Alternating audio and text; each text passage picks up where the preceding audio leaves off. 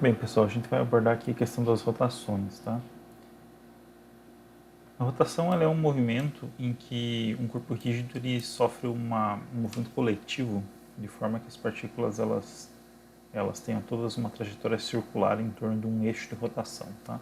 Então, se a gente pegar um conjunto de 6 partículas aqui que estão dispostas, como mostra essa figura, se a gente fizer uma rotação em torno desse ponto central aqui, a gente vai ficar com um sistema com uma nova configuração, né? Então as bolinhas abertas aqui mostram as posições anteriores e as bolinhas fechadas mostram as novas posições, né?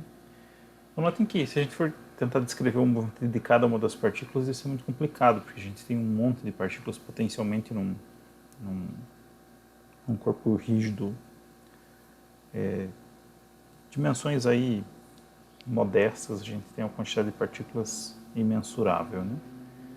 Então a gente tem que procurar alguma maneira de a gente poder fazer essa descrição de uma maneira simples.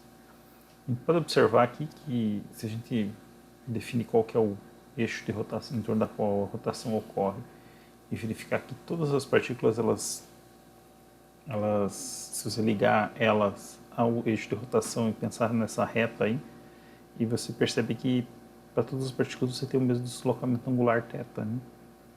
Então, se o corpo é rígido, todas as partículas elas sofrem a mesma rotação pelo mesmo ângulo θ em relação a um ângulo de referência aqui. Digamos que a gente tem um eixo de referência aqui que coincidiria com a posição inicial da partícula, né? Então, se a gente faz essa rotação, a gente percebe que para todas as partículas a gente tem o mesmo ângulo θ. Então, naturalmente, a gente vai ter que achar alguma variável cinemática, um conjunto de variáveis cinemáticas que permitam a gente fazer a descrição de uma maneira mais simples possível para o caso das rotações, tá? Então, para isso, a gente vai precisar verificar aí a questão das variáveis cinemáticas para rotações. De uma maneira um pouco mais geral, assim, a gente pode dizer que o movimento de cada uma das partículas que compõem um corpo ele pode ser muito complexo, mas se a gente fizer uma análise que separa o movimento do centro de massa do sistema de partículas e o movimento das partículas em torno do centro de massa, a gente vai perceber que ele vai ser, na verdade, um movimento composto por dois movimentos simples, tá? Então, essa trajetória que está desenhada aqui, ela seria a trajetória desse ponto que está aqui embaixo num bastão que foi arremessado. Então, a gente pode perceber que ela é uma trajetória bastante complexa.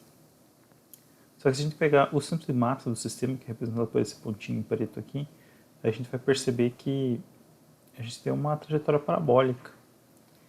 E se eu pegar esse ponto aqui, ele só pode fazer uma rotação em torno desse centro de massa, né? Porque a gente tem aqui um corpo rígido, então a posição desse ponto mais inferior aqui não muda em relação ao centro de massa, a distância não muda, né? Então a gente tem um movimento que é composto de dois movimentos simples, tá? Então para qualquer corpo, para qualquer parte do corpo, se ele for um corpo rígido, a gente pode descrever o movimento dessa parte através de dois movimentos simples, um de translação do centro de massa e um de rotação daquele ponto em torno do centro de massa do corpo. Então, para determinar quais são as variáveis cinemáticas, né? Bem, de uma maneira muito análoga àquilo que a gente verificou para o movimento de translação, a gente vai ter posição e deslocamento, velocidade e aceleração, tá? Também de uma forma análoga que a gente verificou na questão da dinâmica da partícula, a gente vai perceber que a gente pode, quando chega em aceleração, né, o análogo da aceleração por causa da rotação, a gente não pega derivadas de ordem mais alta, não trabalha com elas, mas elas são possíveis, né? Só que a gente costuma trabalhar aí com as forças que vão ter um análogo também aqui no caso das rotações chamado de torque. Mas em primeiro lugar, antes de a gente falar um pouco sobre a questão aí da posição, a gente precisa discutir um pouco sobre o ângulo, né? Como que a gente vai fazer essas medidas? Quando a gente fala lá em ângulos, a gente costuma fazer as medidas em graus, né? Mas essa não é nem unidade do sistema internacional. No sistema internacional, a gente tem o radiano. O que é um radiano, né? Radiano é a gente pegar o seguinte, ó, se a gente pegar esse círculo que está desenhado aqui, a gente vai perceber algumas coisas. Então a gente percebe que o círculo menor tem um raio R1 e o círculo maior tem um raio R2. E aqui a gente tem dois arcos, ó. Esse arco S1, que é essa distância aqui, né? Deixa eu apagar aqui, deixar só a distância destacada. Essa distância desse arco aqui é S1, e a distância desse arco aqui é S2. Notem que os dois arcos eles compreendem o mesmo ângulo θ aqui, né? De fato, a gente pode verificar o seguinte, ó, que S1 dividido por R1 vai ter que ser igual a S2 dividido por R2. Por que disso? Porque o tamanho do arco ele é dado pelo seguinte, ó, o tamanho do arco completo, do círculo completo, a gente sabe que o perímetro aqui vai ser 2 vezes π vezes o raio, né? Então eu posso pensar que esse arco ele vai ser uma fração do círculo, né? Essa fatia de pizza aqui, eu posso dizer que ela é 1/8 do círculo, né? E se eu pegar e dividir esse círculo em 8 partes, eu vou ter 8 fatias iguais, né? Então eu vou dizer que isso aqui é uma fração f que é igual a 1/8 do círculo. Então eu posso pegar para essa expressão aqui em cima, ó, e verificar o seguinte, ó, que S1 vai ser essa fração do círculo, pensando no arco, tamanho do arco, né? Vai ser uma fração do perímetro, né? Essa fração vai corresponder a 1/8 do perímetro. Então vai ser f vezes 2 vezes π vezes R1. Só que se eu dividir isso aqui por R1, o que vai acontecer? Vai perceber que o meu R1 corta. Ele corta aqui com esse aqui. Agora, se eu fizer a mesma coisa para S2, então veja que eu obtenho um resultado aqui, né? Que vai ser 2 vezes π vezes o valor de f. Se eu fizer a mesma coisa para S2, eu vou ficar com a mesma fração, né? Porque ele representa a mesma quantidade, a mesma parte do meu círculo completo, né? A mesma fatia de pizza. Então, a mesma fração f, que seria 1/8, vezes 2 vezes π, vezes R2 sobre R2. Então, a gente nota aqui de novo, a gente obtém uma coisa que independe do tamanho do raio, e a gente vai ficar com 2 vezes π vezes f. Só que a gente sabe que esse f é 1/8, né? Então, esse ângulo aí, que é 1/8 de um círculo inteiro, vai ficar, então, 2π vezes 1/8 vai ficar π sobre 4, né?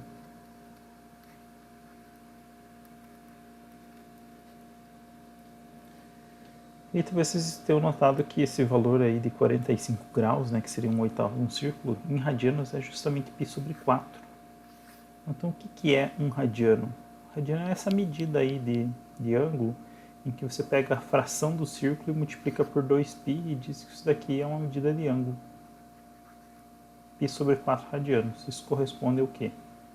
A 45 graus, que é 1/8 do círculo. Então, a gente não tem nada de muito especial aqui quando a gente está falando no ângulo em radianos. É uma consequência geométrica das coisas que a gente tem. A questão é que quando a gente faz essa definição, ela é mais adequada porque ela é uma coisa que vem naturalmente, né? Então, a gente vai verificar que tem algumas expressões que, por exemplo, elas vão depender desse valor desse arco. E aí a gente vai ter o seguinte, ó, se a gente tem que o ângulo θ vai ser então o tamanho do arco dividido pelo raio, isso implica que o tamanho do arco vai ser igual ao valor de θ em radianos vezes o raio r. Então todas as expressões que elas vêm dessa daqui, elas precisam ter necessariamente que o ângulo seja escrito em radianos, senão elas não funcionam. A gente pegar e colocar um ângulo em graus aqui, que o arco não vai dar certo, né? A gente sabe que o arco vai ser uma fração do perímetro, e o perímetro é 2 vezes π vezes o raio. Daí quando você pega e multiplica pelo ângulo θ, pela fração, digamos assim, a gente teria o valor de S correto. Como a gente não vai multiplicar pela fração, a gente multiplica pelo ângulo, a gente não precisa multiplicar por 2π, porque isso já vai estar embutido aqui, né? Vamos supor, por exemplo, que a gente tenha um círculo completo, né? A minha fração seria 1 círculo completo. E aí qual que vai ser o perímetro, né? Vai ser 2 vezes π vezes o raio, vezes 1, que é a fração, né? E aí quando a gente pega e vai multiplicar aqui por θ, tem que estar embutido no θ já 2π, né? Que daí com o R que está aqui eu vou ficar com o perímetro da maneira correta. Então na verdade o ângulo θ de 360 graus, que equivaleria a 360 graus, vai ser justamente o valor de θ igual a 2π, né? Então daí que vem essa ideia de radianos, tá? Então quando a gente tiver expressões que são derivadas dessa daqui, a gente precisa necessariamente utilizar os ângulos em radianos. Então a partir disso a gente pode então partir para a questão da determinação da posição. Então imagina aqui um disco, que é um objeto bastante simples e fácil de desenhar e evidencia todas as propriedades aí de um corpo rígido, tridimensional, que pode fazer uma rotação em torno de um eixo. Vamos imaginar que a gente tem aqui, esse corpo ele vai sofrer uma rotação. A gente vai sempre estudar as rotações em torno de um eixo, então eu vou eleger aqui esse eixo Z para fazer a rotação em torno dele. E aí eu percebo o seguinte, né? Se eu quiser descrever a rotação do corpo como um todo, eu posso pegar aqui e medir o ângulo em relação ao eixo X que eu tenho de rotação, né? Claro que para isso eu vou precisar ir lá no corpo e pintar uma linha para poder verificar, olha, essa linha tinha uma posição inicial em relação a esse eixo X e eu posso usar esse ângulo para poder determinar a posição. Aqui, só para ficar mais claro, né, eu peguei o corpo nessa posição inicial, coloquei ele girado por um certo ângulo e posso dizer, por exemplo, que isso daqui é a minha posição θ inicial, né? Então as posições são ângulos medidos em relação a uma linha de referência do corpo e a um eixo do sistema de referência que a gente tem. Então veja que a gente continua calcado na ideia de existir um sistema de referência a partir do qual a gente faz as nossas considerações de posição, deslocamento, velocidade, etc. Então vamos supor aí que eu tenho esse eixo XYZ, tem esse corpo, ele sofreu uma rotação e eu tenho esse ângulo θ aí que é a minha primeira posição, né? Para poder falar de um deslocamento, a gente pode imaginar que, olha, eu posso pegar e fazer lá a rotação e vir aqui medir qual que vai ser o deslocamento angular entre essa posição que eu tinha anterior e essa posição que eu tinha posteriormente. Mas também a gente pode fazer uma coisa que acaba simplificando muitas coisas para a gente, imaginar que a gente tem um ângulo θ final, que é uma posição angular final em relação ao eixo X, a gente tem uma posição angular inicial também em relação ao eixo X, e o deslocamento vai ser simplesmente dado pela diferença entre essas posições angulares, né? Então a gente define o deslocamento angular como sendo a diferença entre essas posições angulares. Uma coisa que é bastante interessante de notar aqui é que quando a gente vai falar em posições e deslocamentos, a gente tem uma regra para qual vai ser o sentido que vai ser positivo. Antes a gente não tinha uma regra muito clara em relação a isso, né? Por causa da translação a gente tinha que esclarecer, digamos assim, qual que seria a escolha que a gente tomasse, mas a gente estava livre para tomar qualquer escolha. Aqui no caso das rotações não é assim. A gente tem uma regra, né, que é chamada regra da mão direita, em que se você pegar e segurar aqui o teu eixo Z com a mão direita e os seus dedos indicador, médio, anular e mínimo, eles segurarem o eixo, o teu polegar vai apontando no sentido positivo do eixo, né? Isso vai estar, digamos assim, qual que vai ser a tua teu sentido positivo de rotação, né? Então seria o sentido horário, né?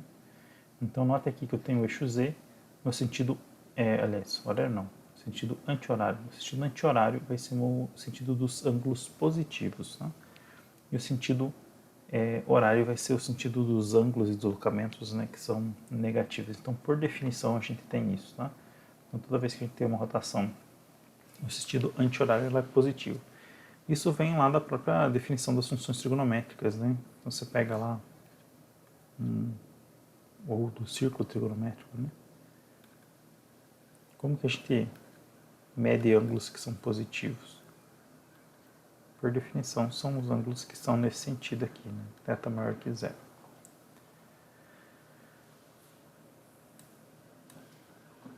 A partir do momento que a gente tem a posição, a gente pode passar para a definição da velocidade angular, tá? Como que a gente define a velocidade angular? A velocidade angular média, ela é definida simplesmente tomando a razão entre o deslocamento angular e o tempo, numa analogia com aquilo que a gente tinha lá para translação. Então, calculando essa razão, a gente tem a velocidade média, e se a gente tomar o limite com delta t tendendo a zero, a gente vai ter uma velocidade instantânea, né? Então note aqui que a velocidade instantânea pode ser calculada como sendo uma derivada em relação à função θ de t, que seria a função que dá a posição, né? Derivada em relação ao tempo.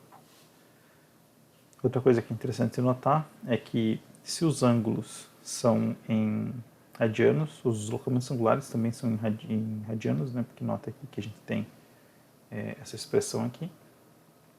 E aí os teus deslocamentos, tuas velocidades angulares vão ser dadas em radianos por segundo, tá? Que é a unidade do sistema internacional. Na verdade, a gente acaba utilizando muito outras unidades quando a gente vai falar de rotação, né? Porque a gente acaba ainda assim utilizando ângulos em graus, e a gente pode falar, por exemplo, em graus por minuto, em revoluções completas por minuto, né? Por exemplo, se pegar um carro, ele tem lá o contagiro, é um negócio que mede a velocidade de rotação do motor em rotações por minuto, né? Ou revoluções por minuto, a mesma coisa. Então a gente vai ter essa unidade aí, que é uma unidade que a gente usa no dia a dia, mas ela não é a unidade do sistema internacional. De qualquer forma, ela aparece bastante nos exercícios e a gente vai ter que se preocupar um pouco em relação a fazer essa mudança de unidades, tá? A partir do momento que a gente tem a velocidade angular, a gente também pode definir uma aceleração angular, né? A gente vai ter lá uma aceleração média que vai ser dada por delta velocidade angular dividido por delta t. Notem aqui que a gente está utilizando sempre letras gregas para essas unidades, né? Então a gente tem aqui o θ para a posição, o ômega para a velocidade angular e o alfa para a aceleração angular, tá? Note também que a gente pode definir uma velocidade, aliás, uma aceleração instantânea como sendo a derivada ou o limite de delta ômega sobre delta t com delta t tendendo a zero, e equivale a gente fazer uma derivada em relação ao tempo da função ômega de t, que dá a velocidade angular, tá? Notem também que a unidade dentro do sistema internacional vai ser o radiano por segundo ao quadrado, mas é possível que nos exercícios outras unidades sejam empregadas também, tá? Então, em relação aos sinais, a gente tem o seguinte, né? A gente vai ter as possibilidades de ter posição, deslocamento e velocidade positivas ou negativas, e vai ser relativamente simples a gente determinar qual que vai ser o valor desse sinal. Então, é muito similar àquilo que a gente estava fazendo lá para a cinemática unidimensional, né? Então, se você tem lá, por exemplo, um eixo X aqui, um eixo Y, um eixo Z, e você tem uma rotação em torno do eixo Z, você tem lá o corpo numa posição inicial, essa posição, como ela está sendo medida em relação ao eixo X com uma rotação no sentido anti-horário, ela vai ser uma posição positiva, né? Se você precisa fazer uma rotação no sentido horário, a gente vai ter uma posição negativa. Para que vocês vão pensar assim, tá, mas na verdade você pode atingir uma certa mesma posição fazendo uma rotação tanto por um lado quanto por outro. De fato, a gente tem essa situação aí no caso das rotações em que a variável ela equivale periodicamente a posições, né? Então, se você pega lá posição no ângulo 0, 360, 720, por aí vai, a gente vai obter sempre o mesmo valor, né, de posição. Na prática seria a mesma posição. Mas a gente costuma, para fazer o tratamento numericamente, fazer considerando a variável crescente, né? Então, sempre que possível, a gente costuma utilizar valores que são positivos. Na própria definição da posição, né, a gente pode perceber que se a tua posição final vai ser maior que a posição inicial, você tem um delta θ que é positivo, né? Então ele é maior que zero, portanto todo deslocamento vai ser maior que zero. De novo, se a gente pensar que o deslocamento angular é maior que zero, isso implica que a tua velocidade vai ser maior que zero também, né? O que determina o sinal da velocidade angular é justamente o sinal do deslocamento, uma vez que ΔT é sempre positivo. Agora que a gente vai falar da aceleração, a gente vai ter que considerar aqueles casos, né? O que está acontecendo? A aceleração ela está fazendo com que a velocidade angular aumente ou diminua? qual que é o sinal da velocidade angular, né? Então a gente vai sempre dividir em casos, né? Então se ômega diminui, então alfa, que é a aceleração angular, tem o sinal oposto.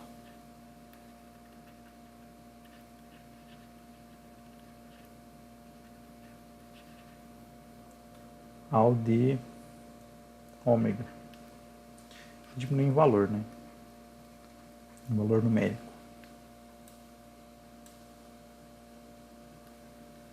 Se ômega aumenta, então alfa tem o mesmo sinal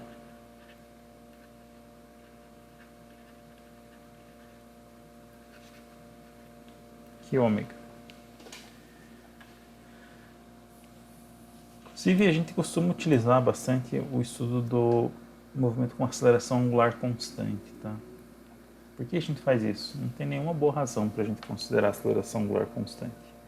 Não tem nenhum caso específico que a gente tenha interesse, porque quando a gente fez lá a análise da translação, a gente tinha o caso específico da aceleração da gravidade. Lá era um caso que era importante a gente aplicar a aceleração constante, aplicar os conhecimentos aí de cinemática, e é um caso relevante de ser estudado. Agora, no caso da rotação, não existe isso. A gente costuma estudar o caso de aceleração angular constante simplesmente pela facilidade, né? É o caso mais simples, que a gente considera lá que a aceleração angular é constante, então, por integração, a gente vai perceber que integrando os dois lados dessa equação, né, do lado esquerdo de ômega inicial até ômega final, do lado direito de tempo inicial até tempo final, fazendo essa integral aqui, a gente vai ficar com ômega final é igual a ômega inicial mais a aceleração angular vezes o tempo.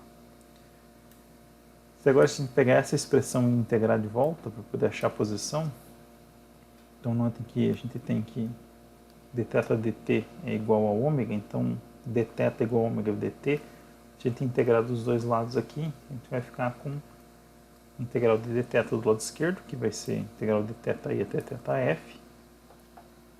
E do lado direito a gente vai integrar de ti até tf. Só que o integral de dθ vai dar θ. Então, quando eu θ mais uma constante, né? Quando eu calcular entre θi e θf, isso vai dar Δθ. E do lado direito, quando eu fizer essa integração aqui no tempo, a gente vai perceber que a gente tem, pode separar em duas integrais, né? A primeira vai dar, como o ômega i é constante, vai dar simplesmente t. Então vai ficar ômega que multiplica ΔT, né? Vai sair daqui. E do lado, a segunda integral, que a gente vai ficar com a integral de alfa vezes t dt, né? Então o alfa sai da integral e a gente vai ficar com a integral de t, que vai ser t ao quadrado sobre 2, né? Mais uma constante.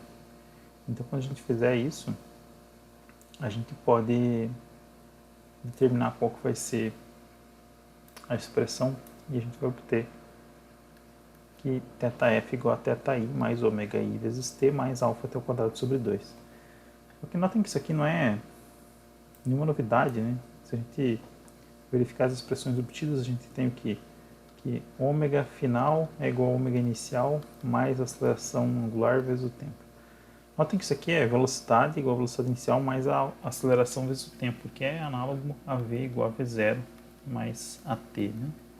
Essa outra expressão aqui embaixo, ela é análoga ao sorvetão, né? Então, θf igual a θi mais ômega i vezes t mais alfa t ao quadrado sobre 2. Isso aqui é análogo a x igual a x inicial mais a velocidade inicial vezes o tempo mais a aceleração vezes o tempo ao quadrado por 2. Na verdade, essas expressões elas vêm da mesma ideia, né?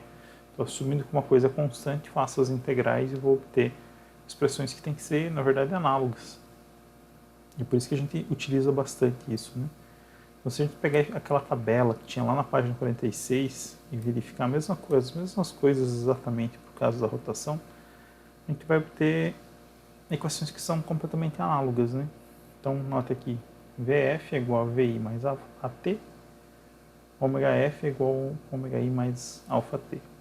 Então aqui o sorvetão, como eu falei, se a gente pegar essa expressão aqui e isolar o tempo e substituir a expressão de baixo, a gente vai obter essa terceira que é Torricelli. Se a gente fizer a mesma coisa aqui, isolar o tempo e substituir na expressão de baixo, a gente vai obter a equação Torricelli aqui por causa da rotação.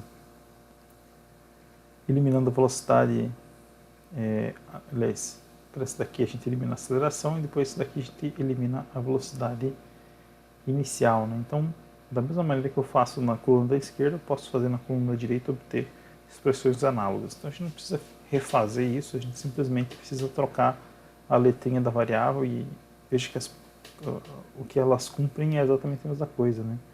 X se torna θ, porque θ é a posição angular, né? V se torna ômega, porque ômega é a velocidade angular, e A se torna alfa, onde alfa vai ser a aceleração angular. Então aqui eu tenho um exemplo bastante simples, né? Um esmeril ligado, utilizado por 20 segundos em tom desligado.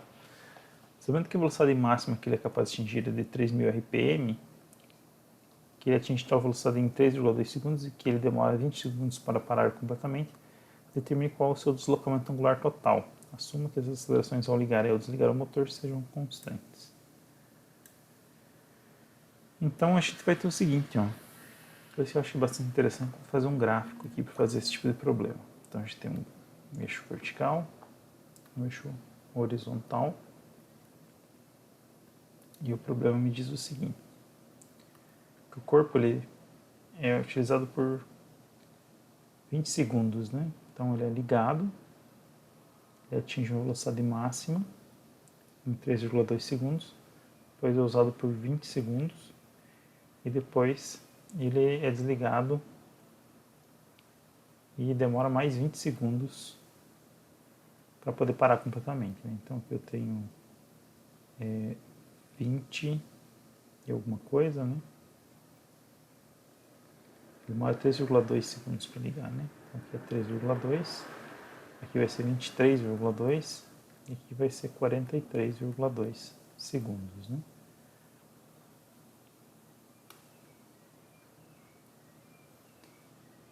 Então, eu acho interessante a gente verificar o seguinte aqui, ó. Então aqui era o tempo, né? T em segundos e aqui a gente vai ter ômega em... Nota que aqui a gente tem uma questão de unidades, né? Ele está dando essa unidade aqui em RPM. Então a gente pode trabalhar com ela tranquilamente, a gente consegue obter os resultados da mesma maneira como para qualquer outra unidade, né? Então a gente vai notar o seguinte, que a gente tem 3 fases desse movimento. Uma fase em que a gente tem uma aceleração angular constante maior que zero, né? Assumir que a velocidade que a gente vai ter vai ser positiva, né? Uma fase em que a gente tem a aceleração igual a zero, então ômega é igual a constante. E a gente tem uma terceira fase que vai ser alfa igual a um número negativo, né? Alfa menor que zero, então a gente está perdendo velocidade. Então, para a gente poder determinar qual que vai ser o deslocamento total, a gente pode pensar nessa área aqui, ó. Essa área aqui corresponde justamente ao deslocamento total. Mas uma maneira mais fácil de a gente fazer esse cálculo é justamente separar em 3 partes, né? Então a gente vai verificar o seguinte, ó. Então vou chamar essa parte aqui de número 1, essa daqui de número 2, essa daqui de número 3. Então para a parte número 1, o que a gente tem? A gente tem alfa igual a constante, ele não fala qual é o valor. A gente tem um ΔT. Vamos imaginar, claro, que o cronômetro está em t igual a zero aqui quando ele parte, né? Mas ele vai ficar aí ligado então por um tempo e vai registrar 3,2 segundos no final do período da aceleração. Então o ΔT para o período de aceleração é 3,2 segundos. O que mais que a gente tem de informação interessante? A gente tem a velocidade angular máxima, né? Que vai ser o ômega final para o primeiro estágio aqui, né? Vai ser a velocidade angular nesse ponto aqui. que vai ser de 3.000 RPM. Eu preciso então determinar qual vai ser o deslocamento angular dessa primeira fase. Então notem que se a gente fizer aquela mesma estratégia de olhar aquela tabela, a gente vai ver quais são as informações que a gente tem, o que a gente quer, o que a gente não tem. A gente não tem aceleração angular, então a gente tem que usar uma expressão que não tem aceleração. Se a gente olhar aqui, a gente vai perceber que só tem essa aqui, ó, que não tem aceleração, né? Que correspondentemente tem essa daqui. Então, qual vai ser o meu Δθ? O meu Δθ vai ser igual a ômega inicial, que é 0, mais ômega final, vezes o tempo dividido por 2.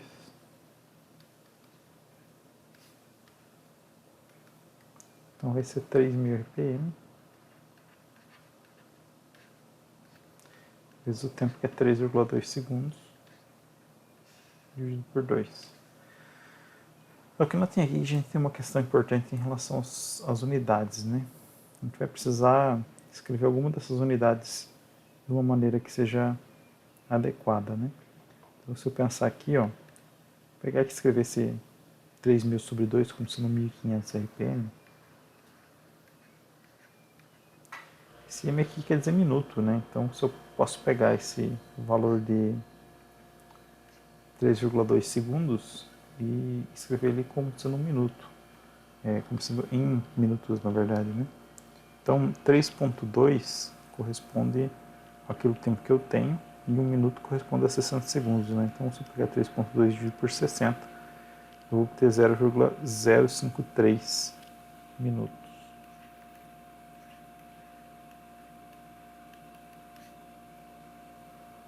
Então, se eu pegar e multiplicar isso por 1.500,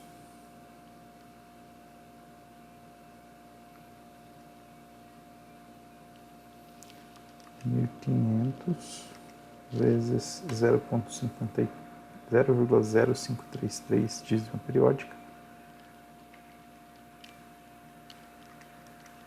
vai me dar exatamente 80 revoluções, né?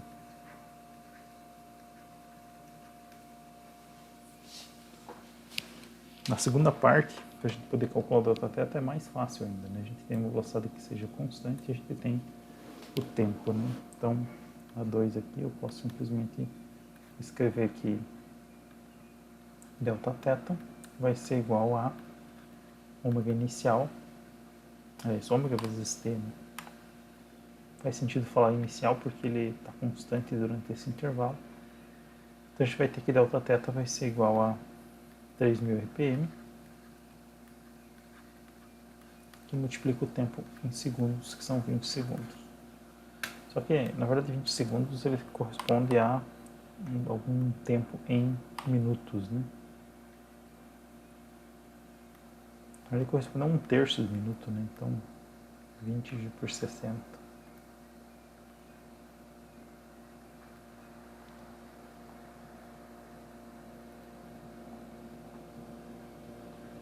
Então, vai dar 1 dividido por 3, né? Então, a gente vai obter 1.000 revoluções. Ter 1.000 voltas completas. E aí, na terceira parte, o que a gente tem, né? A gente sabe qual que vai ser o ΔT, que vão ser 20 segundos. A gente tem a velocidade angular inicial, que vai ser de 3.000 RPM. A gente tem a velocidade angular final, que vai ser 0. A gente não tem aceleração. E a gente quer saber qual que é o Δθ. Então a gente vai ter que pensar em qual dessas equações a gente pode utilizar que não vai ter o valor de alfa. Na verdade vai ser a mesma expressão que a gente usou para resolver a primeira parte, né? Porque só tem uma expressão que não tem alfa. Então a gente tem que Δθ vai ser igual a ômega inicial mais ômega final, que é 0, sobre 2, que multiplica o tempo. Então a gente vai ficar com um ômega inicial de 3.000 RPM, que multiplica o tempo, que são 20 segundos. Só que agora tem que dividir por 2, né?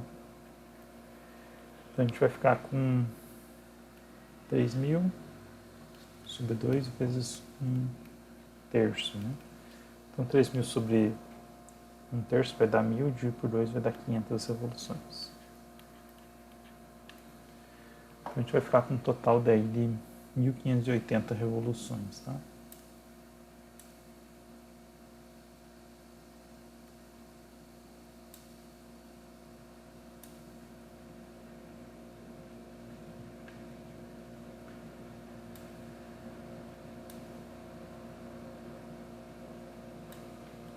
Uma coisa que é bastante interessante de notar é que se a gente pegar um ponto qualquer de um disco que gira aí, imagine que você tem lá uma joaninha em cima de um disco que está girando.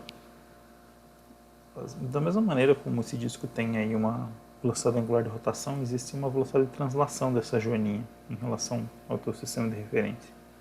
Na verdade, existe uma relação para cada ponto do corpo entre a velocidade que ele tem de translação e a velocidade de rotação, né? Isso se dá justamente através daquela fórmula que envolve a expressão do arco, né? Se a gente pensar que o arco descrito pela joaninha dentro de um certo intervalo de tempo é justamente está associado à velocidade instantânea dela, né? Então a gente pode escrever que a velocidade vai ser igual à derivada dessa posição ao longo desse arco em relação ao tempo. Fazendo essa derivada a gente vai perceber o seguinte, que a velocidade do corpo ela vai ser simplesmente, pensando aqui que o arco S é igual a θ vezes R, e R é uma distância em relação ao eixo de rotação que é constante. É uma coisa que eu chamo de R perpendicular, porque tem que ser a menor distância em relação ao eixo de rotação, tá? Então, que é a distância onde você tem que o eixo que liga o ponto ao eixo de rotação vai ser perpendicular, né?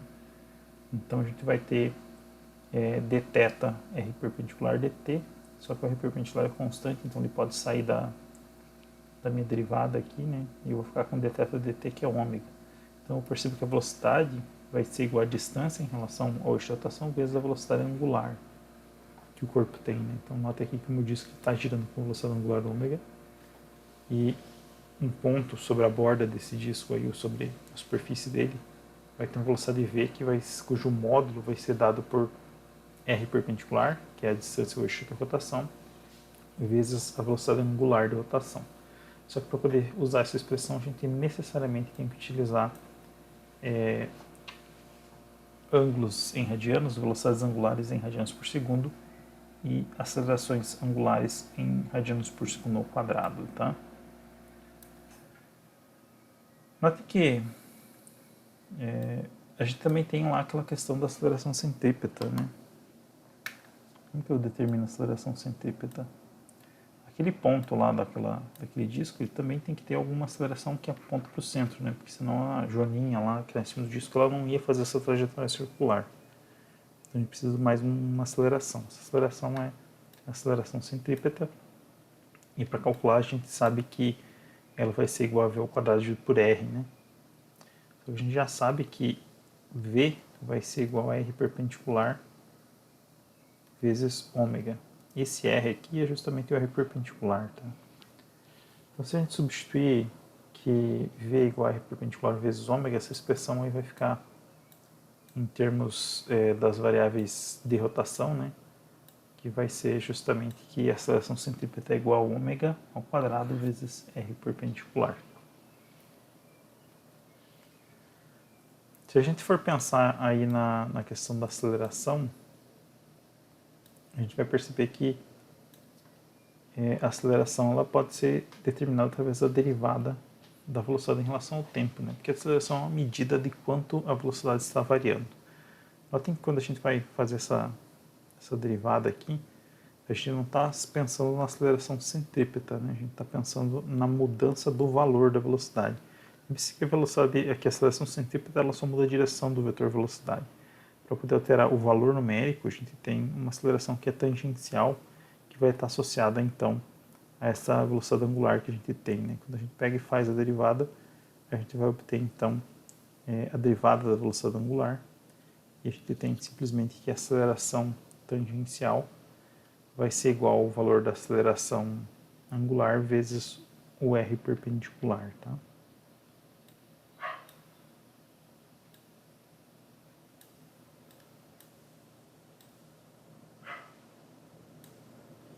O que mais a gente tem interessante? Passando aí para a questão da dinâmica da rotação, tá? Da mesma maneira como a gente tem aí variáveis cinemáticas para poder descrever o processo de rotação, a gente também tem que ser capaz de descrever as causas dessa rotação, né? E essas causas são o que a gente chama de torques, né? Então, se a gente aplica uma força F qualquer sobre um corpo que pode sofrer uma rotação, vamos imaginar que seja um disco que está preso aí num eixo que apontando na direção do eixo Z e que você não consegue remover esse eixo desse sistema. Se você aplicar uma força F, a gente vai perceber que essa força ela pode ser dividida em duas componentes. Uma que aponta radialmente, ou seja, na direção da linha reta que liga o corpo ao eixo de rotação, e outra componente que é perpendicular a essa direção radial, que eu posso chamar de tangencial, né? Você vai notar que, bem, essa força radial ela não tem capacidade nenhuma de fazer com que esse corpo gire. O máximo que você pode fazer é arrancar o corpo do eixo, né? Mas fazer com que girar não vai funcionar. Então é só essa componente tangencial que é capaz de fazer a rotação, né? Então se a gente medir esse ângulo φ aqui, ó, entre esse eixo que é o prolongamento do eixo que liga o corpo ao eixo de rotação e a própria direção da força, a gente tem esse ângulo φ, e aí a gente pode definir que a força tangencial vai ser simplesmente o módulo de F vezes o seno de φ, e a gente pode definir uma grandeza chamada de torque, que vai ser o valor da distância R perpendicular entre o ponto onde você aplica a força. Então notem que a gente tem aqui o ponto onde a gente aplica a força, né? E a gente tem aqui essa distância. Essa distância R perpendicular, ela vai ser a distância que vai aparecer aqui no cálculo do torque. Por que disso, né? Uma coisa bastante notável, assim, até de uma experiência cotidiana, que se você tentar empurrar alguma coisa para girar muito perto do eixo de rotação, é muito mais difícil fazer com que essa rotação ocorra. Então, você pega, por exemplo, empurrar uma porta no meio da porta, é mais difícil fazer com que ela feche ou abra do que se você empurrar ela próximo da maçaneta. Por quê? Porque a maçaneta está mais distante das dobradiças, né? Então a gente percebe que o efeito da força é maior no caso da gente estar mais distante do eixo de rotação. Então a gente tem que essa grandeza nova aí, torque, ela é dada por R perpendicular, que é a distância lá, né? Vezes o módulo da força vezes o seno do ângulo φ. Veja que F vezes o seno de φ é simplesmente essa força tangencial aqui, né? Como eu tinha descrito. Uma coisa que às vezes é definida é o que é chamado de braço de alavanca, né? Então notem que se a gente pegar e continuar essa linha reta aqui da força para cá, existe alguma posição em que a gente vai ter uma menor distância entre essa linha reta da reta que determina a força em relação ao eixo de rotação. Se a gente fizer uma visão de cima disso aqui, a gente vai ver um negócio assim. A gente tem aqui o eixo Z, apontando para fora da página, e aí a uma certa distância a gente tem a força F sendo aplicada, né? Notem que se a gente pegar aqui uma distância que vai fazer uma trajetória circular, a minha força F está sendo aplicada num ponto aqui, mas apontando nesse sentido aqui. Então aqui vai dar essa linha pontilhada aqui. Então a gente vai perceber o seguinte, ó, que o R que está aparecendo aqui, né, é esse R aqui. Então se eu quiser utilizar esse R aqui para poder fazer o cálculo do torque, eu tenho que fazer F vezes R perpendicular vezes o seno do ângulo φ, que é esse ângulo aqui, né? Só que essa distância F vezes o seno de φ corresponde a esse vetor aqui, né? Esse aqui é o meu Ft. Só que existe uma coisa que os engenheiros costumam chamar de braço da alavanca, que é essa distância aqui, ó. que é a menor distância que liga a direção da força ao eixo de rotação. Esse aqui é o meu RB. Só que se a gente olhar para esse ângulo aqui, né, esse ângulo φ também aparece aqui. Então eu posso escrever como R perpendicular vezes o seno do ângulo φ vai me dar o RB. Então é só uma questão de você ordenar como sendo, como eu escrevi aqui, né, R perpendicular vezes F vezes o seno de φ, ou F vezes R perpendicular vezes o seno de φ, que é o tal do braço da alavanca. Tá? Então dá na mesma, é a mesma coisa, a gente está calculando simplesmente agrupando o seno, multiplicando o R perpendicular ou multiplicando o F. Né? Nota que isso aqui também tem a figura aqui.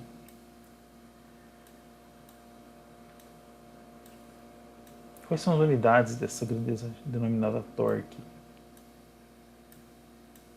Bem, se a gente anotar aqui, a gente vai perceber o seguinte, que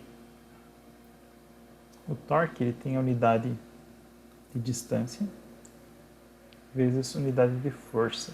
Então isso vai dar metro vezes newton. A gente costuma denotar mais comumente como newton vezes metro. Vocês vão notar que newton vezes metro é unidade de energia também, porque quando a gente pensa no trabalho, a gente tem força vezes distância vezes o seno de um ângulo lá, θ.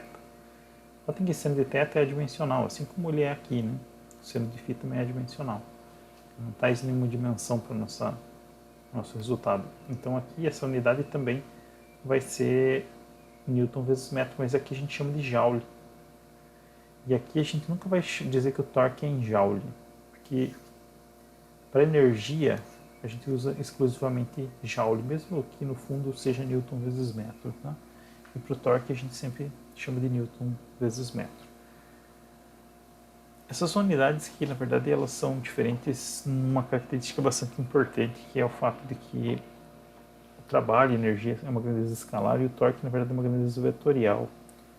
No caso de rotações em torno de eixos que não são fixos no espaço, a gente está fazendo sempre rotações em torno de um eixo Z, e considerando que essa rotação aqui ela é em torno de um eixo que é fixo no espaço, o eixo Z em si não muda de direção, e é possível que ele mude, e isso inclusive dá origem a movimentos que são bastante interessantes. E para poder fazer essa descrição desses tipos de movimentos mais gerais, a gente necessariamente tem que considerar o torque como sendo uma grandeza vetorial, tá? A gente não vai abordar isso nesse semestre aí, tanto pela questão de dificuldade quanto pela questão de tempo. Tá? Então, vejam que o torque ele é uma grandeza que é a causa de uma rotação. Né? Ele está para a rotação, assim como a força está para a translação. Né? Mas como que exatamente é a relação entre a rotação de um corpo e a aceleração, ou a força que atua no sentido de rodar um corpo e a aceleração angular? Essa relação é muito mais complicada do que se a gente pensar no caso da translação. Tá? No caso da translação, a gente tem que força igual a massa vezes aceleração. A direção é sempre a direção da força e da aceleração, a mesma direção, né? Porque a massa não tem direção, e a gente tem que a massa é uma grandeza que a gente vai lá, põe na balança e determina qual é o valor. No caso da rotação, isso não é tão simples. A gente pode fazer alguns experimentos e vai notar que, bem, claro que a gente tem uma dependência da massa no sistema. Né? Se você pegar lá uma barra de plástico e tentar fazer com que ela gire em torno de um eixo ômega aqui, um eixo Z com uma velocidade ômega, você vai perceber que é fácil de fazer essa barra girar. Se a gente pegar uma barra muito mais pesada de metal e tentar fazer a mesma rotação, a gente vai perceber que isso exige mais força. Só que a gente também tem uma outra coisa bastante curiosa que não existe por caso da rotação, aliás, da translação. Vamos supor que eu coloco aqui uma bola de metal bastante pesada na barra de metal. Se eu pego e mudo a posição para dentro ou para fora dessas bolas aqui, a gente vai perceber que existe um aumento ou uma diminuição na dificuldade em fazer com que isso gire. Então a gente percebe que quanto mais distante as bolas estão, mais esforço a gente vai ter que fazer. Então a gente tem, na verdade, um processo aí para poder verificar que existe uma grandeza que é chamada de momento de inércia de um corpo qualquer. A dedução dela é um pouquinho trabalhosa, hein, mas nada de muito difícil. E aí a gente vai chegar na seguinte expressão, que o torque resultante externo que atua sobre um corpo, ele vai ser igual a esse colchete aqui, ó, vezes a aceleração angular. Esse colchete é o que a gente chama de um momento de inércia do corpo, ou para um conjunto de partículas, né? Então nota que a gente tem uma coisa bastante complexa, eu tenho que somar sobre todas as partículas o produto massa da partícula vezes a distância dela ao eixo de rotação ao quadrado. Então a gente percebe que o fato de eu ter essa distância ao quadrado aqui vai implicar que eu tenho que me preocupar com a disposição das partículas em relação ao eixo de rotação. Vamos supor que eu tenho um corpo aqui que tem duas partículas que estão à mesma distância em relação ao eixo de rotação. Então a gente percebe que se essa distância é a mesma, elas contribuem com a mesma importância nessa expressão se elas tiverem a mesma massa. Agora, se você tiver uma outra partícula que está muito mais distante aqui, a gente vai perceber que essa contribuição deve ser muito maior, inclusive, né, do que a outra, porque a gente vai ter esse termo quadrático. Então, se você tivesse uma distância L aqui e você tiver uma distância 2L aqui, por exemplo, a gente vai perceber que aquele termo ali vai ficar com 2L ao quadrado, que vai ser igual a 4L ao quadrado. Então, se você dobra a distância de uma partícula em relação ao eixo de rotação, você quadruplica a importância daquela partícula para um momento de inércia, tá? E essa expressão aqui, ela é o equivalente à segunda lei de Newton por causa da rotação, né? E aí a gente vai se perguntar, tá, mas e aí como é que a gente vai fazer para poder determinar um momento de inércia de alguma coisa que seja extensa, né? Uma coisa que tem um tamanho apreciável. Então, na verdade, isso é uma coisa um pouco complicada, tá? A gente vai verificar exatamente como fazer para poder determinar o momento de inércia. Só para finalizar aqui, falar um pouquinho sobre a questão do sinal do torque, tá? Assim como no caso da aceleração, ela vai ter um caso que seja positivo ou negativo, né? O torque tem que ter o mesmo sinal que essa aceleração, porque ele é a causa da aceleração, né? Então, se você tem um torque positivo, não quer dizer que isso necessariamente esteja causando uma rotação no sentido positivo, mas ele tem a tendência de causar uma rotação no sentido positivo, né? Então, é o caso justamente que a gente tem uma aceleração positiva. Então, se você tem uma velocidade angular positiva, você tem uma aceleração positiva devido a um torque positivo, você tem um aumento da velocidade angular. Se você tem uma velocidade angular positiva, um torque que causa aí uma rotação, uma aceleração angular no sentido de ser negativo, né? A gente vai ter um torque que vai ser negativo também, né? Então, só tome cuidado em relação a essa questão do sinal, porque não necessariamente você ter um torque negativo quer dizer que você tem uma rotação no sentido negativo, porque essas coisas estão ligadas através da aceleração, tá?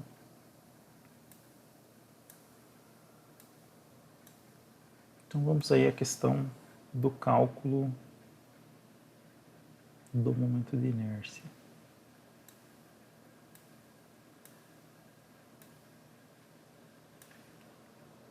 O que a gente faz para poder determinar o momento de inércia de um corpo? Vamos supor que a gente tem aqui, ó, um disco ou um anel, né? Vamos supor que eles sejam feitos de materiais diferentes, o anel seja feito de um metal e o disco seja feito de plástico, que os dois têm exatamente a mesma massa por causa disso, né? Se a gente olhar aí, os dois têm o mesmo tamanho, as mesmas dimensões externas, e aí a gente vai perceber que a massa dos dois é a mesma. Qual dos dois vai ter o maior momento de inércia? Quando a gente para um disco, uma boa parte da massa está distribuída próxima ao eixo de rotação. E para o anel, essa região é vazia. Toda a massa está disposta a uma distância grande em relação ao eixo de rotação. Então isso implica que o momento de inércia desse anel ele tem que ser maior do que o momento de inércia desse disco se ambos têm as mesmas dimensões e têm a mesma massa. Claro que se você pegar um disco que seja de plástico, mas ele pese 3 toneladas, você vai ter um momento de inércia maior do que o de um anel que pesa 15 gramas, né? mas mesmo que você tenha lá as mesmas dimensões, talvez, né? O anel é muito fininho e o teu disco é muito pesado, né? Um acrílico aí bastante denso. Você vai perceber que você vai ter um momento de inércia maior. Né? Então, isso depende, claro, das dimensões e da massa dos corpos, né? Mas se você tiver aí a mesma massa e as mesmas dimensões, quanto mais longe você conseguir colocar a massa de um corpo do eixo de rotação, maior vai ser o momento de inércia em relação a esse eixo. Outra coisa que é importante de notar é que um mesmo corpo ele vai ter vários valores de momento de inércia.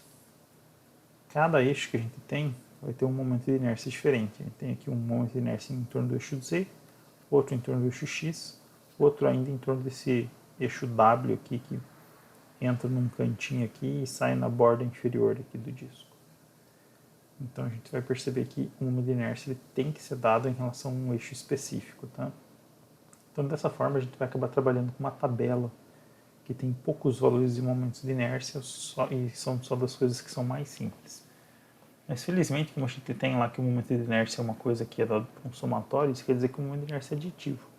Você pode pegar corpos aí que são formados por vários corpos geométricos simples, determinar o momento de inércia para cada um desses corpos geométricos simples e depois somar tudo e a gente vai ter um momento de inércia total. Nota inclusive que se a gente pensar no maior momento de inércia em relação a um eixo qualquer, esse momento de inércia vai ser dado necessariamente por um aro que vai passar aqui no centro dessa...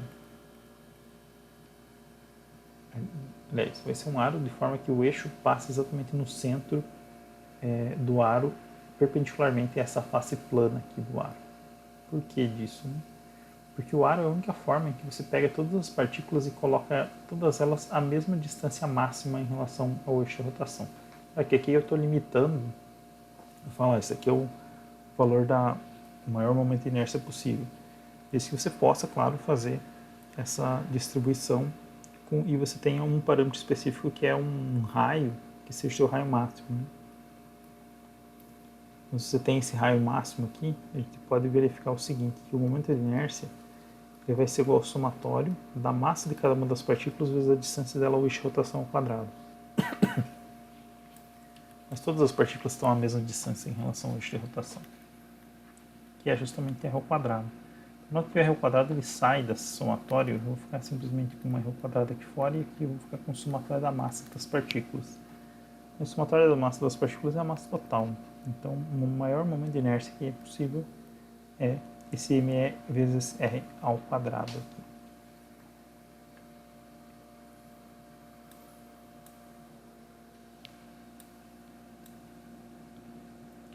O que mais que a gente tem interessante de notar aqui? Uma coisa que é importante de notar é que, dependendo da escolha do eixo de rotação que a gente tem, a gente vai ter valores distintos de momento de inércia. Vamos supor que eu tenha esse eixo Z. Se eu giro o corpo em relação a esse eixo Z, eu vou ter uma distribuição das partículas em relação ao eixo Z. Se eu pegar esse outro eixo aqui, Z', a gente vai ter uma distribuição diferente das partículas em relação ao eixo de rotação. Então tem um momento de inércia diferente. Se eu pegar esse outro eixo aqui, Z, duas linhas, e verificar o momento de inércia, a gente vai ter um momento de inércia que vai ser ainda diferente em relação aos outros dois eixos. A gente vai verificar que existe uma relação entre o momento de inércia entre esses diversos eixos que são paralelos uns aos outros. Tá? Todos eles a gente vai calcular em relação, tomando o momento de inércia do eixo que seria esse daqui, né, que passa pelo centro de massa, a gente pode verificar qual que é o momento de inércia em relação a cada um dos outros eixos paralelos que a gente tem, em relação a este que passa pelo centro de massa. Então, a gente vai verificar que nas tabelas a gente sempre vai ter os valores dados em relação ao centro de massa devido a essa facilidade. Tá? Então, como eu falei, né, o momento de inércia é dado por uma soma, então ele é aditivo. eu posso separar ele em regiões diferentes e determinar o momento de inércia de todas elas separadamente e depois somar tudo, né? Então, se a gente pegar, por exemplo, essa figura, eu tenho um momento de inércia de um disco mais dessa haste aqui. Eu posso simplesmente calcular o momento de inércia da haste em relação ao eixo de rotação, verificar qual é o valor do momento de inércia do disco em relação ao eixo de rotação e somar os dois e obter o momento de inércia total. A gente pode determinar o momento de inércia de uma distribuição contínua de massa, mas isso é bastante complicado porque envolve conceitos de cálculo, né? A gente precisa fazer uma integral dupla ou tripla, né? Em relação à forma do objeto, né? Que considera aí que você vai ter então uma distribuição da massa, né? Então, formalmente a gente escreve que o momento de inércia ele vai ser, por uma distribuição contínua de massa, a integral da distância perpendicular de cada uma dos diferenciais volumes de massa, né, em relação ao eixo de rotação. Né. Na prática, isso daqui vai ser sempre feito como sendo os integrais de uma dimensão, duas ou três dimensões, se a gente escrever o diferencial de massa como sendo uma densidade vezes um diferencial de distância, área ou volume. Mas para isso a gente precisa de um conhecimento de cálculo um pouco mais avançado, então isso não vai ser trabalhado aqui no nível de Física 1. Tá? Então a gente vai basicamente se calcar nessa tabela aqui, ó, em que a gente tem os sólidos que são mais comuns. Né? Então a gente tem uma esfera, então a gente já viu o tubo, o anel, né? Que se a gente pegar um anel, todas as partículas estão à mesma distância em relação ao eixo da rotação. Mas se a gente pegar um tubo, a gente também tem a mesma ideia, né? Todas as partículas estão à mesma distância em relação ao eixo Z em torno do qual ocorre a rotação, então o momento de inércia um tubo ou um anel é o mesmo. Né? Então veja que já está aqui um tubo ou anel, que é dado por m vezes r ao quadrado. Não vou mostrar aqui, mas se a gente fazer uma rotação em torno desse eixo x aqui, ó, ao invés do eixo z, o momento de inércia do tubo do anel, na verdade, especificamente, é dado por um meio de m vezes r ao quadrado. Tá? O disco, se a gente tiver uma rotação em torno do eixo z, a tabela diz para a gente que o momento de inércia vai ser um meio da massa vezes o raio ao quadrado. Se a rotação for em torno do eixo x, a gente vai ter um quarto da massa vezes r ao quadrado. Para a esfera, a gente vai ter duas possibilidades. Ou a esfera é oca ou ela é maciça. Se ela for uma oca, né, tiver uma parede muito fininha, que a gente chama de casca esférica, a gente vai ter 2/3 de m vezes r ao quadrado. Se ela for completamente maciça, a gente vai ter 2/5 de m vezes r ao quadrado. Nota aqui que a gente tem que o momento de inércia da casca esférica é maior do que da esfera maciça, mas notem que a gente está considerando a mesma massa e o mesmo raio. Né? Se a gente pegar uma esfera de verdade, a gente consegue colocar muito mais massa dentro da esfera maciça. Né? Então, na prática, o momento de inércia vai ser maior, mas pelo fato de que a gente tem mais massa. Tá? A gente considerar aqui um tubo ou um anel, a gente vai perceber que o momento de inércia ele vai depender tanto do diâmetro interno quanto do diâmetro externo do corpo. Tá? Isso por uma rotação em torno do eixo Z aqui. Um outro objeto que é muito comum de a gente trabalhar é uma haste que é muito fininha, ela tem um diâmetro desprezível. Tá? Então a gente tem nesse caso que o momento de inércia em torno desse eixo Z ele vai ser 1/12 de m vezes L ao quadrado, onde L é o comprimento total da haste. Deixa que a gente está considerando que todos os momentos de inércia que são dados são momentos de inércia que passam pelo centro em torno de eixos que passam pelo centro de massa dos corpos. A gente vai verificar depois o teorema dos eixos paralelos e ele permite que seja mais simples a gente determinar o momento de inércia de vários corpos em eixos diferentes, desde que a gente conheça o momento de inércia em torno do eixo que passa pelo centro de massa. Por exemplo, se eu quiser calcular o momento de inércia de uma haste fina num eixo que passa aqui, ó, pela ponta perpendicularmente ao eixo da haste, dá para a gente calcular, a gente chamar esse eixo de eixo P, e o valor do momento de inércia em torno desse eixo P vai ser m vezes L ao quadrado sobre 3, é um terço de ml ao quadrado. Um caso que eu acho bastante interessante é o da haste que não é fina, né? Então, um cilindro maciço, né? A gente vai notar o seguinte, que ele é um misto de um disco, né? Girando em torno de um eixo que é no sentido do diâmetro aqui, né?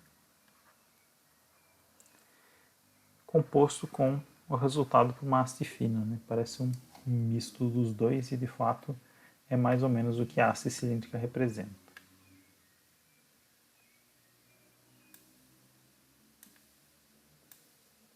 Também tem aqui o caso do cubo ou de uma placa fina, né? Por que cubo ou placa fina? Porque notem que se eu pegar uma partícula que está nessa posição ou uma posição abaixo, a distância em relação ao eixo de rotação é exatamente a mesma, né?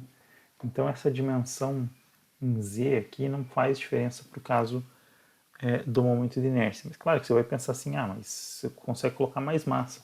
De fato você consegue, mas daí a massa entra aqui no M, né? Ela não vai entrar diretamente a dimensão do corpo para determinar o momento de inércia em torno desse eixo Z. Então depende só dessas dimensões A e B, que são laterais. Então, como eu tinha falado, questão do que a gente chama de teorema dos eixos paralelos. Né? Se a gente tem um eixo P que não passa pelo centro de massa, a gente pode escrever um momento de inércia em torno desse eixo P, que a gente costuma denotar por IP, como sendo escrito em termos desse eixo Z aqui. Eu vou omitir a prova aqui porque ela envolve um pouco de cálculo, tá?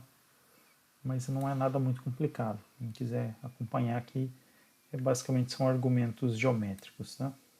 Mas no final das contas a gente vai perceber uma relação muito simples entre essas duas grandezas. O momento de inércia em torno do eixo P vai ser igual ao momento de inércia em torno do eixo que passa pelo centro de massa, mais a massa total do corpo, que multiplica a distância entre os eixos ao quadrado. Né? Então é muito comum que a gente pegue, por exemplo, o caso da barra fina. Né? Foi lá que era 1/3 de m vezes L ao quadrado. Né? Por quê?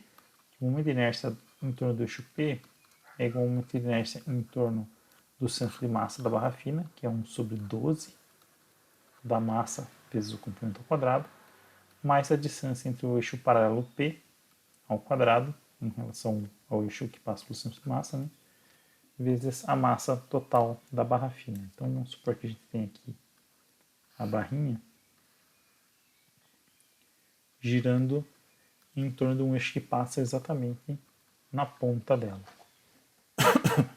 Se essa distância total, aí, o comprimento total da barra é L, então essa distância aqui ó, é L sobre 2. E aqui eu vou ter um momento de inércia em torno do centro de massa e aqui eu tenho um momento de inércia em torno do eixo paralelo. Né? Isso vai dar o quê? Vai dar 1/12 de ml ao quadrado mais h ao quadrado, que vai ser L sobre 2 ao quadrado, então vai ficar L ao quadrado sobre 4 vezes m. Então 1/4 mais 1/12 de ml ao quadrado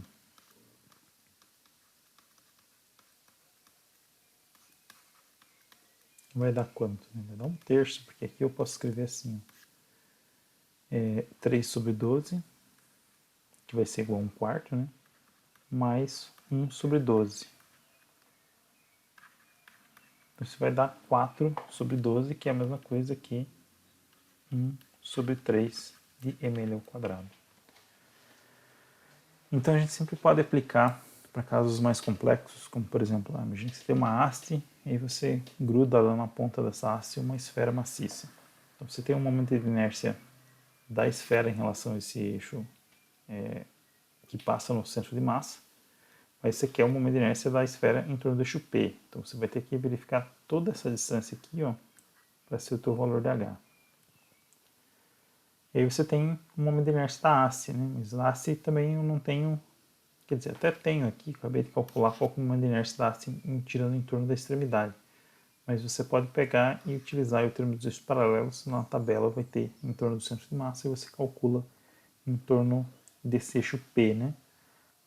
Depois que você calcula essas duas partes em separado, você soma as duas e você vai ter justamente o caso que você tem concretamente aqui, que é uma haste grudada na ponta de uma esfera. Uma coisa que é bastante notável é que, devido ao fato de que esse teorema dos eixos paralelos também tem um termo que depende do quadrado, né, que é o quadrado de h aqui, é muito comum que esse segundo termo seja muito maior do que o próprio termo do centro de massa. Então, se a gente fizer essa conta aqui, por exemplo, para essa esfera, se essa haste for longa, ela é muito maior do que o diâmetro da própria esfera, a gente pode, muitas vezes, com uma aproximação muito boa, supor que no lugar da esfera a gente tem simplesmente um ponto que concentra toda a massa desse corpo, exatamente na posição do centro de massa. Não é a mesma coisa, mas é muito próximo disso. Porque o que, que você vai ter, né? Você considera que toda a massa é considerada num ponto no centro de massa do corpo, você tem justamente esse segundo termo aqui, dessa expressão dos termos dos eixos paralelos, né, que é h ao quadrado vezes m. Então você está jogando fora só um momento de inércia do centro de massa, que parece uma coisa absurda, né? Você está jogando fora justamente o termo que é da rotação do corpo em torno do seu próprio eixo, né? Mas como esse termo é muito menor do que o outro, às vezes faz sentido a gente, pelo menos de uma maneira aproximada, calcular isso dessa forma. Na verdade, isso inclusive é uma fonte de problemas, né? Porque se a gente for fazer um exercício e tentar cotejar a resposta ali com um gabarito, se você tiver valores numéricos para o cálculo do teorema dos eixos paralelos ali, você vai perceber que se você calcular o termo de centro de massa ou não, a diferença às vezes é muito pequena. Então não é interessante a gente fazer essa simplificação justamente quando a gente está tentando aprender alguma coisa, né?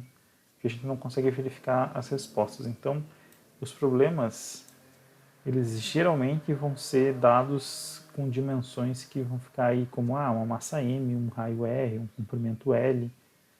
E aí, para a gente poder chegar em expressões fechadas em termos das massas e dos comprimentos, que aí a gente consegue fazer a verificação se as contas foram feitas da maneira correta. Tá? Porque se a gente não fizer isso, a gente vai ter dificuldade de ver se realmente as contas foram feitas da maneira correta.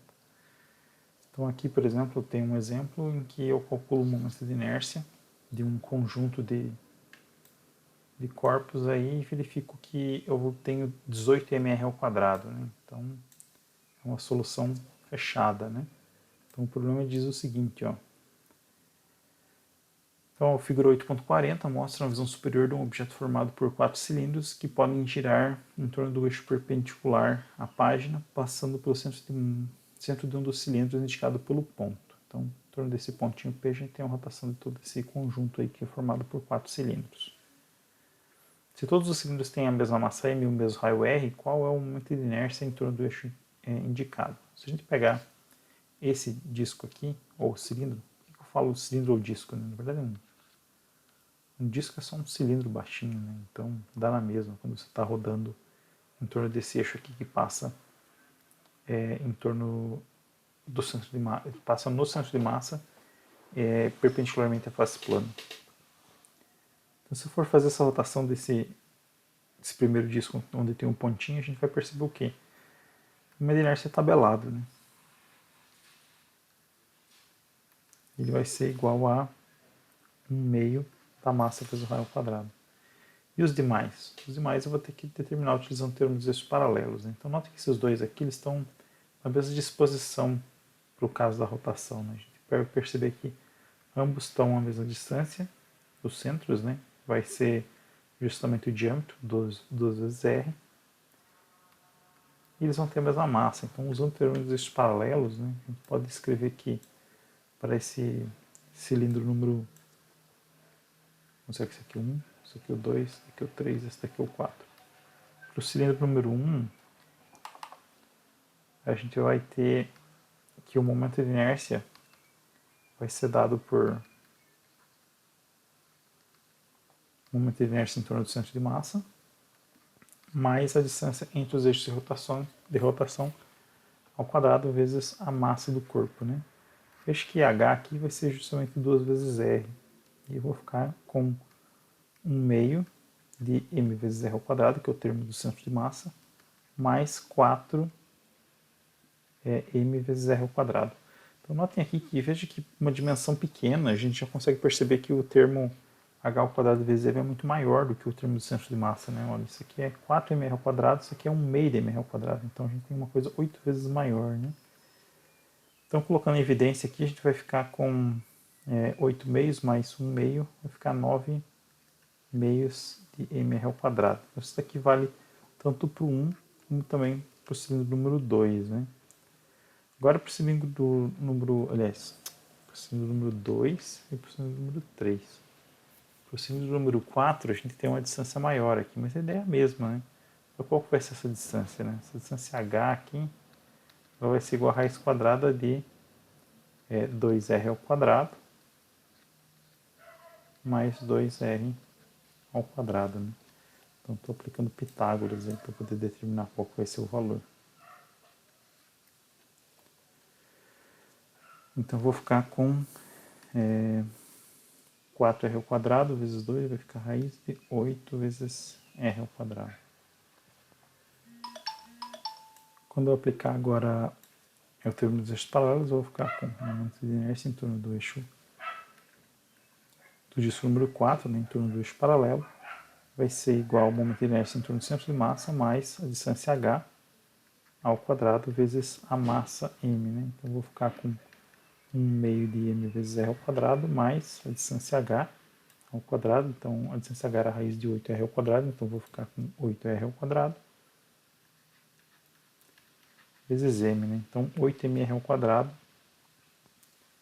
E aqui a gente vai ficar com 1m ao quadrado. Então vou ficar com 16 meios de mr ao quadrado mais 1 meio vai dar 17 meios de mr ao quadrado. Então se a gente somar esse 17 meios de mr ao quadrado mais 1 mr ao quadrado do primeiro disco, mais 2 vezes 9 meios de mr ao quadrado, mais 1 não, mais meio de mr ao quadrado por causa do primeiro disco, né? A gente vai obter, somando aí, né?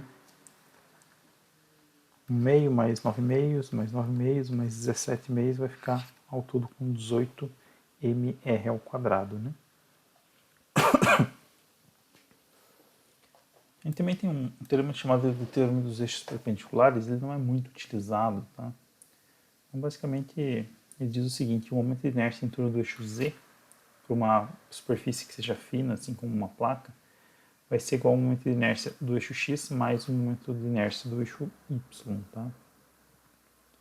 Não vai ser algo que vai ser muito particularmente utilizado, mas é interessante saber e a prova não é difícil aqui para caso alguém queira acompanhar, tá? Bom, acho que por enquanto ficamos aqui.